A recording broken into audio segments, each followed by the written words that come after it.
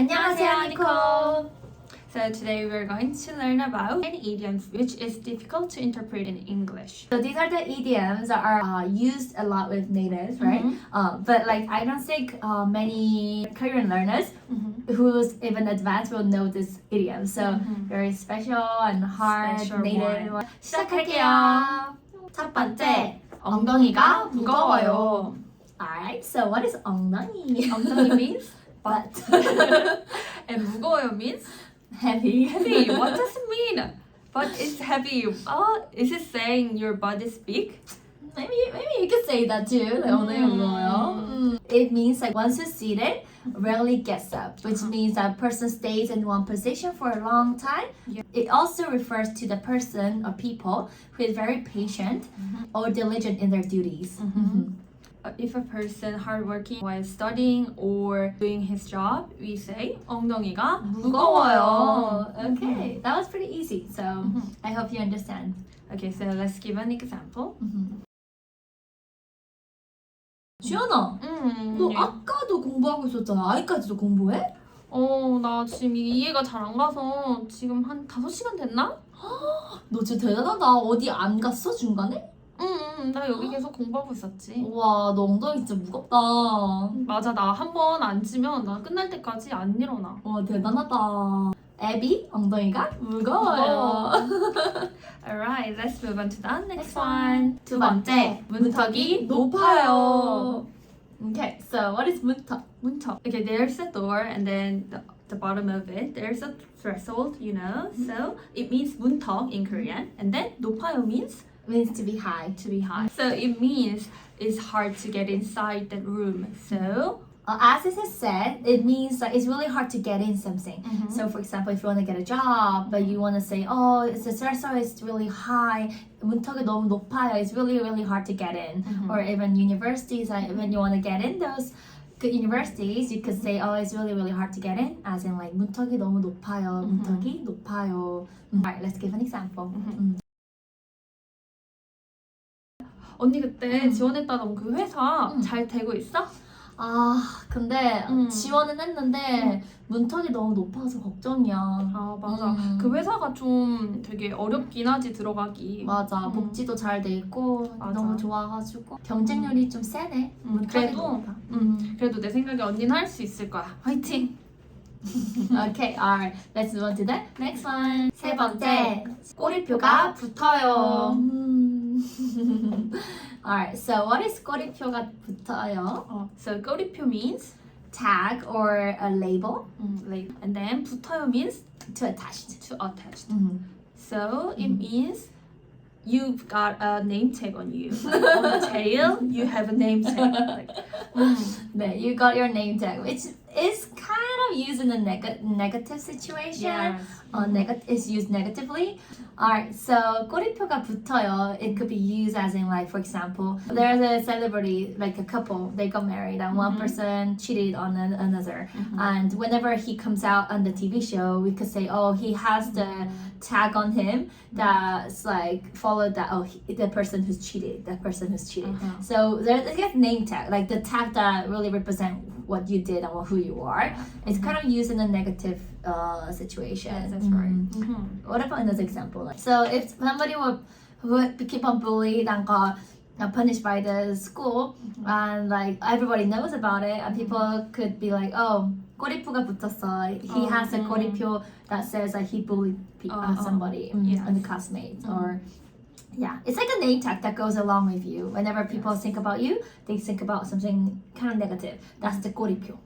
Okay, so let's give an example. Alright. 언니 저기 봐봐. 저 사람 알아? 저 사람 이번에 유부남이랑 바람 펴가지고 그 유부남 이번에 이혼했잖아. 이혼하고 맞아. 그리고 일에서 잘렸대. 맞아. 진짜? 미쳤다. 저 사람이 이제 꼬리표가 붙었어. 맞아. 어떻게 살아? 어떻게 살아? 정말. Alright, let's move on to the next one. 네 번째, 눈칫밥을 먹어요. 눈칫밥을 먹어요. So what does it mean? 눈칫밥. So 눈치. What is 눈치? 눈치. So 눈치 means 눈치 is literally meaning like sensibility or like being able to read somebody's face or facial or feeling. So if you're saying 눈치를 보다, it means you feeling uncomfortable about something and you keep Considering like to see whether they like it or not, like they keep on like being sensitive about how people mind is working, like, whether they are like judging us or not. So you cannot actually like speak one's opinion really well. freely. Yeah. So 눈칫밥 though, it literally means like 눈치 plus 밥. So it means like you're eating something but you're conscious of someone. Yeah, or you're very something. conscious of something. Like you don't feel comfortable eating. That we call it 눈칫밥. 눈칫밥. So 눈칫밥을 먹다 is when you're at the situation which is not comfortable at all, or if you're in the situation which you feel pressured, you use 눈칫밥을 먹어요. Alright, so let's give an example. 아비 이거 알잖아. 나 어렸을 때 너무 가정 형편이 많이 어려워서 친척집에 살았을 때 3년 맞아. 동안 눈칫밥 먹으면서 살았잖아. 맞아, 언니 그때 되게 고생했다고 그랬었잖아. 너무 힘들었어 그때. 맞아. 눈칫밥 먹는 게 진짜 힘들긴 하지. 눈치도 보이고. 그래도 지금은 행복해져서 다행이야. 다행이야. Alright, let's move on to the next Next one. 다섯 번째, 혀가 짧아요. Okay, so 혀가 짧다. What does it mean? 혀 means? 혀 means tongue. And the 짧다 means? short. Okay, so 혀가 짧다 means? The tongue is short. So 혀가 짧아요 means your tongue is short. So it literally it translates to the person whose pronunciation is not clear or they stutter. When they stutter or have an unclear pronunciation, Pronunciation. we say 혀가 짧아요. And plus these days we use 혀가 짧아요 when someone speaks like cute sounds like or something. We use 혀가 짧다. 혀가 짧아요 in this situation as well. 네, 맞아요. 네. So we will give you an example. First one. First one. 나 완전 한니꺼 사랑하잖아. 뭐라고 언니? 나 한니꺼 완전 사랑하잖아. 잘 못 알아듣겠어. 언니 혀가 짧아? 아니야, 다시 말할게. 한니꺼 정말 사랑하잖아. 사랑하잖아. 이거 사랑한다고? 알겠어. 다시 한번 말해봐. 사랑한다고? 사랑한다고? 괜찮아. 좋아질 거야. 빵! 치즈버거 사주세요. 언니 갑자기 혀가 왜 이렇게 짧아졌어? 빵! 한니꺼. 혀가 짧아요.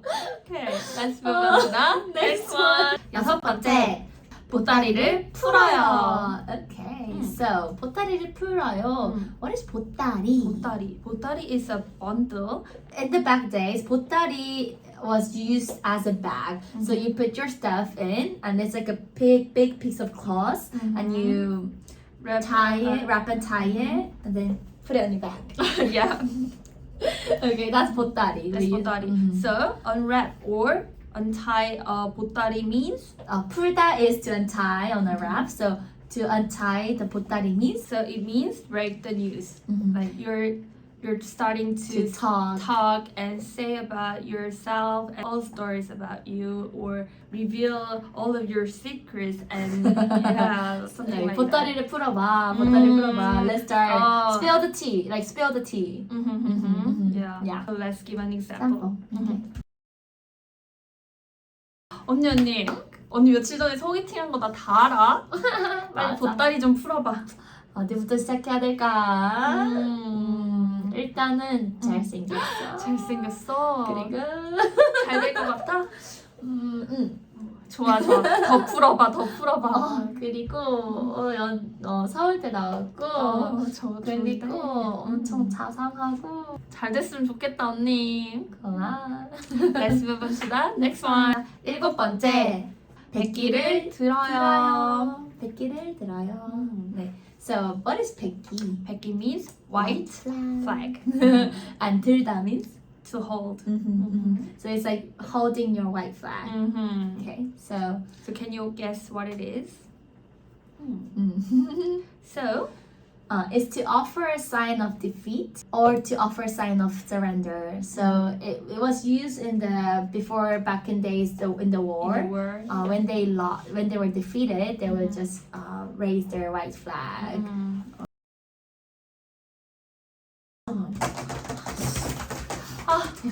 언니 너무 잘해 진짜 이길 수가 없어. 언니 나 그냥 100기 들게. 벌써? 난 100기를 들게. 언니 너무 잘한다. 이겼다. Alright. Let's move to the next one. 여덟 번째. 양다리를 걸쳐요. 나쁜 놈. So what does it mean? 양다리. 네, 양다리 means both legs. Both legs. And 걸치다 means? To put it on. Put it on. Somewhere. Overlap or something. Yeah. So it means you put on your legs to both sides in relationships. So it means you cheated on someone. 네. We call it also two-timing or two-timer in English. So 양다리를 걸치는 사람 is two-timer and 양다리를 걸쳐요 is two-timing. Okay. So let's give an example.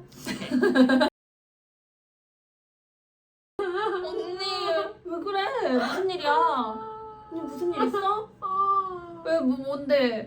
내 남자친구가 양다리 걸쳤어. 그놈이 양다리를 걸쳤다고? 나쁜 놈. 괜찮아 언니 내가 더 좋은 사람 소개시켜줄게. 괜찮아 울지 마. 나쁜 놈. Let's move on to the next one. 아홉 번째. 입에 거미줄을 쳐요.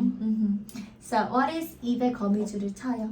거미줄 means Spider web. spider web and 치다 means To be webbed. to be webbed on your mouth. So So what does it mean? it refers to losing one's meaning of the life. So like, why is there a spider web on your mouth? Like, what kind of possibility are there? Because you haven't eaten something for a while, so the spider came in your mouth and then webbed. So for example, like if you lose your job and then like, oh, what should I do with my living? What should I do? How should I live right now? How should I live my life? Can I earn money? And you're worrying and your friend could be like, oh, hey, like 설마 입에 거미줄 치겠어? Like there's no way that there's gonna be a spider web on your mouth. There's gonna be no way that there's a spider web on your It's mouth. like, you'll be okay. You'll be okay. Alright, so let's give an example. 언니 어떡해. 왜? 진짜 우리 가게 요즘 손님이 너무 없어. 어떡해. 나 진짜 입에 거미줄 치겠다니까. 진짜? 아이 설마 입에 거미줄 치겠어? 진짜야. 손님 너무 없어. 힘들어. 어떡해, 힘내. 괜찮을 거야. 파이팅. Alright, let's move on to the next one. 열 번째. 귀가 빠져요. 네, okay. So, What does it mean? 귀가 빠지다. So 귀 means ear. 빠지다. And 빠지다, there's a lot of different meanings of 빠지다. The most used is to fall down, to fall. But here it's not fell. What does 빠지다 mean here? When something is stuck inside, you're trying to put it out from something, and it eventually pulled out, and you call it 빠졌어요. 빠졌어요. So 귀가 빠졌어요. So when the baby mother give a natural birth, usually the baby's forehead comes out first, and then their ears comes out right after if there's nothing wrong with the birth. So that's why 귀가 빠지다 means give a birth. So in Korea, we call 귀 빠진 날 to refer your birthday. 네. So 날 is a day, and 귀가 빠진 날 means like the day where they give a birth. So birthday. Alright, so let's give an example. 뭐 해? 나 미역국 만들어 언니. 맛있겠다. 왜? 오늘이 내 동생 귀 빠진 날이거든. 오늘 생일이야?